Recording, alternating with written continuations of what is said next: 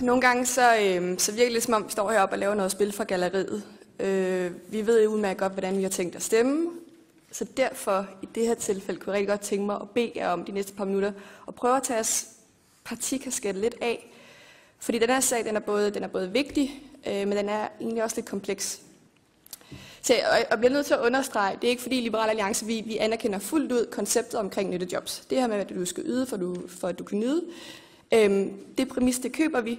Vi tror simpelthen bare ikke på, at denne her indsats, eller den, som der er rettet mod dem, der ikke gider, at der er så mange af dem i Københavns Kommune. Vi har 15.000 kontanthjælpsmodtagere, og jeg tror, at der er 15.000 gode grunde til, hvorfor de her mennesker de er langt væk fra arbejdsmarkedet. Det kan være psykiske årsager, det kan være misbrug, det kan være meget forskelligt.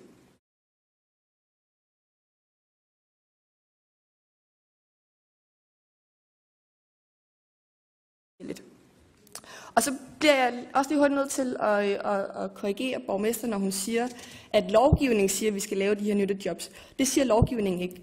Lovgivningen siger, at vi skal tilbyde vores borgere virksomhedsrettede indsatser. Og virksomhedsrettede indsatser kan være mange forskellige greb. Det kan være virksomhedspraktik, det kan være løntilskud i det offentlige, det private. Det kan også være nyttejobs. Men de her forskellige virksomhedsrettede indsatser har mange forskellige former.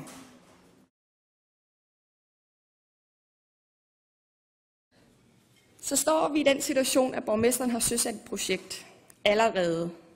Et meget, meget dyrt projekt. Det koster 32 millioner. 2017 kan vi være så uheldige, at det måske løber op til yderligere 10 millioner i anlægsudgifter. Det projekt har taget noget tid at sætte i værk, og der har været nogle jobkonsulenter, der så heldigvis der ikke har siddet på deres hænder, men har besluttet sig for at tage sagen i egen hånd og sagt til forvaltningen, giv os nogle kontanthjælpsmodtagere, som ikke er arbejdsparate, og så møder vi dem i øjenhøjde. Og de her jobkonsulenter har fået nogle helt fantastiske resultater.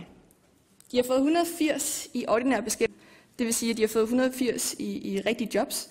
De har fået 266 i virksomhedspraktik. De har fået 66 i offentlig løntilskud, 23 i privat løntilskud, 19 i uddannelse, og så er der 21 borgere, som der er faldet fra inden for en periode af 4 måneder. Det er nogle rigtig fine resultater. Og det, som jeg er lidt bekymret for, det er, at vi sætter noget i søen nu her, som der egentlig er ment som en strafordning, over for nogle borgere, som egentlig godt kan, hvis det er, at vi tillader, at de bliver mødt på den måde, som der har vist sig at virke allerede.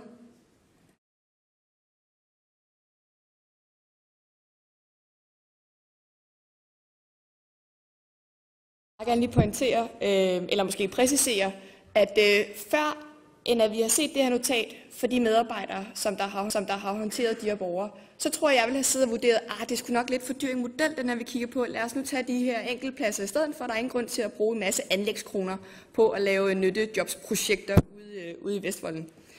Men nu hvor der så kom denne her bemærkning ind for højre af nogen, der sagde ude i feltet, hey, vi har fundet en anden model, som der løfter folk tættere på arbejdsmarkedet, så bliver vi nødt til at bremse op en gang og sige, hvad er det, I gør derude? Hvad er det, I gør, som der åbenbart virker? Og så tage udgangspunkt i det.